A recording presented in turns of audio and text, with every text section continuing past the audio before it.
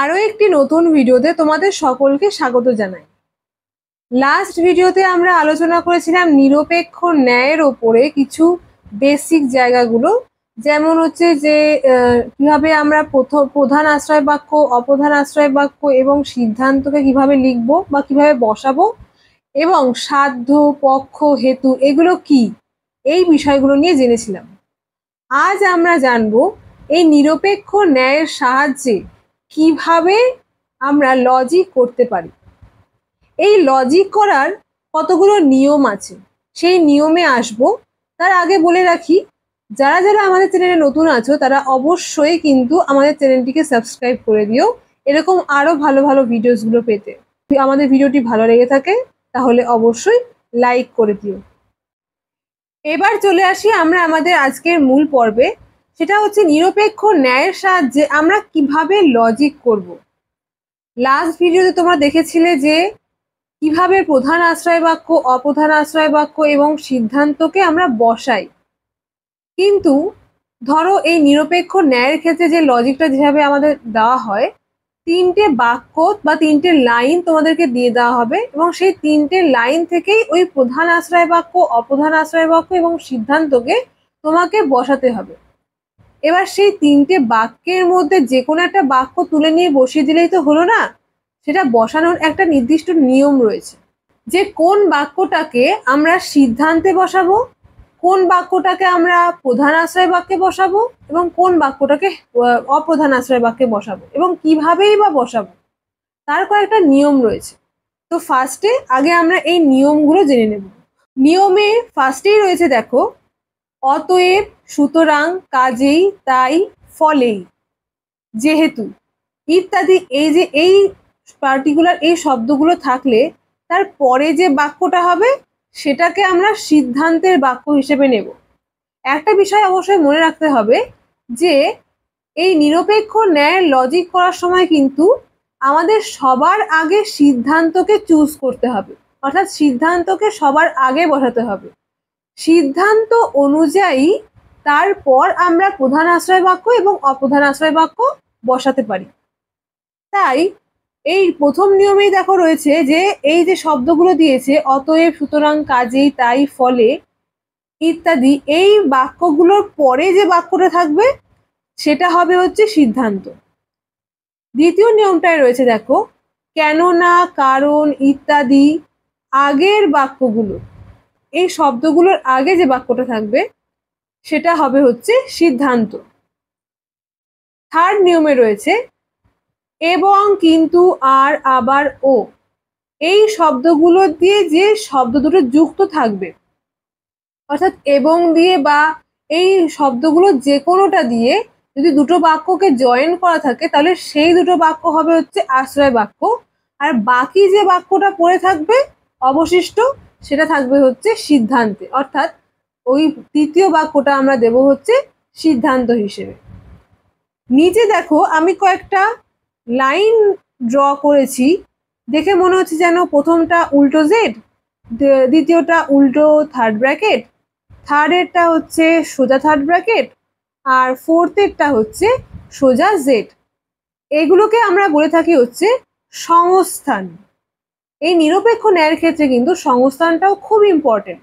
আমরা বাক্যগুলোকে বচনে রূপান্তরিত করার পর এবং সাধ্য, পক্ষ, হেতু এগুলো নির্বাচন করার পরে আমাদের পরের কাজটাই থাকে হচ্ছে এই সংস্থানকে নির্বাচন করা।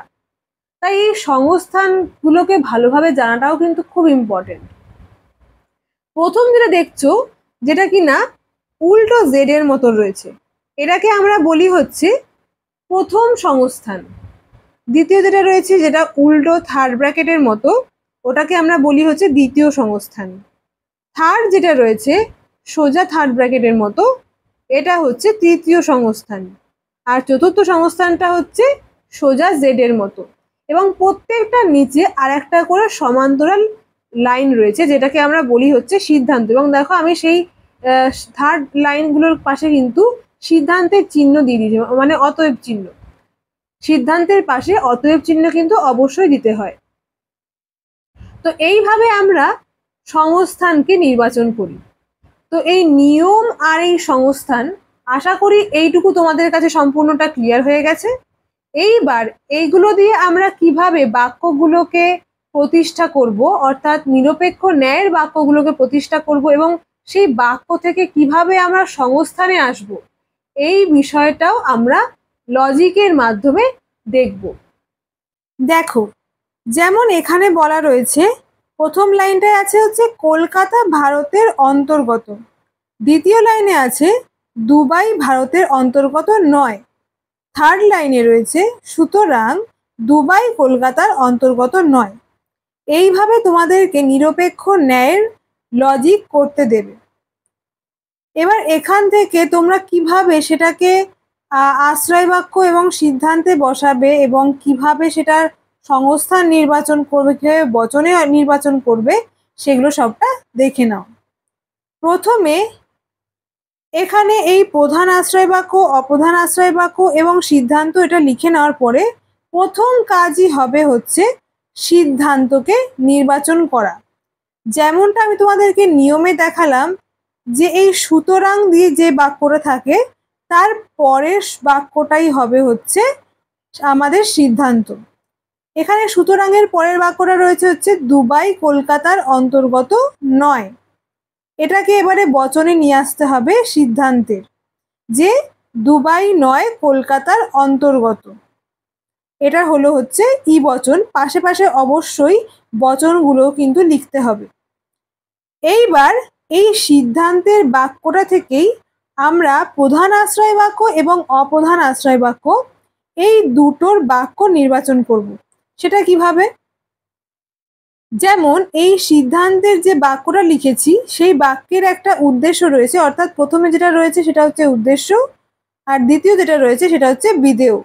অর্থাৎ দুবাই হচ্ছে পক্ষ বা উদ্দেশ্য যেটা আমরা বলবো, আর কলকাতা হচ্ছে বিধেয়।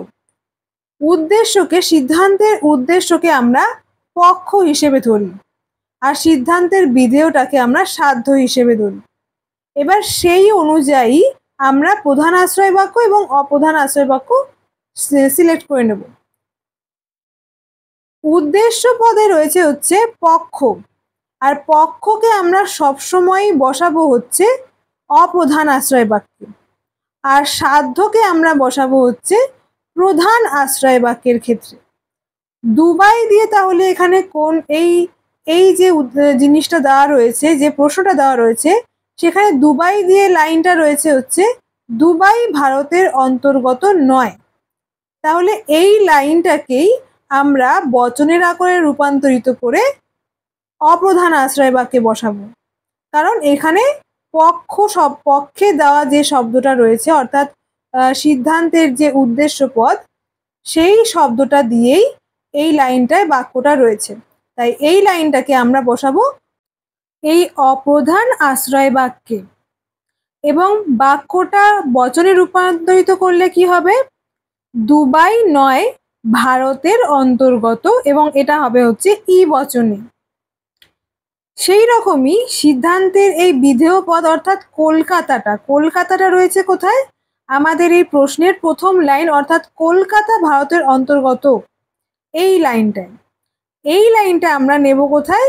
যেহেতু এটা সাধ্য পদে রয়েছে, সাধ্য পদ বসে হচ্ছে প্রধান আশ্রয় বাক্যে, তাই আমরা এই লাইনটা দিয়ে প্রধান আশ্রয় বাক্যে বচনে রূপান্তরিত করে নেব। এবং এই লাইনটা বচনে রূপান্তরিত করলে হবে হচ্ছে কলকাতা হয় ভারতের অন্তর্গত, যেটা কিনা এ বচন।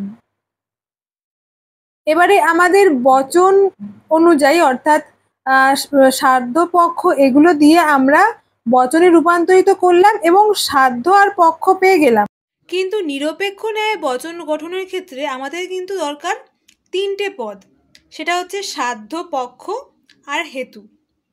এই সাধ্য পক্ষ আর তো বসিয়ে দিলাম, আর বাকি যেটা রয়েছে অর্থাৎ ভারতের অন্তর্গত, সেটা হয়ে যাবে হচ্ছে হেতুপদ, অর্থাৎ যেটাকে আমরা এম দিয়ে ইন্ডিকেট করে নিলাম। তো এইভাবে আমাদের নিরপেক্ষ ন্যায় গঠন হয়ে গেল, অর্থাৎ নিরপেক্ষ ন্যায়ের বচন গঠন হয়ে গেল। এবার এই নিরপেক্ষ ন্যায়ের এই বচনের থেকেই আমরা সংস্থানকেও নির্বাচন করতে পারবো। সংস্থান নির্বাচনের ক্ষেত্রে সবার আগে এরকম তিনটে সরলরেখা আমরা এঁকে নেব। এবং যেহেতু আমরা জানি যে সিদ্ধান্তের ক্ষেত্রে কোনো পরিবর্তন হয় না, তাই আমরা এখানে পক্ষ হিসেবে এস এবং সাধ্য হিসেবে পি লিখে নেব। এবার এই অনুযায়ী যেখানে আমরা পি এম এবং এস এম এগুলো লিখেছি, সেইভাবে আমরা পি এম এবং এস এম এগুলোকেও বসিয়ে দেব।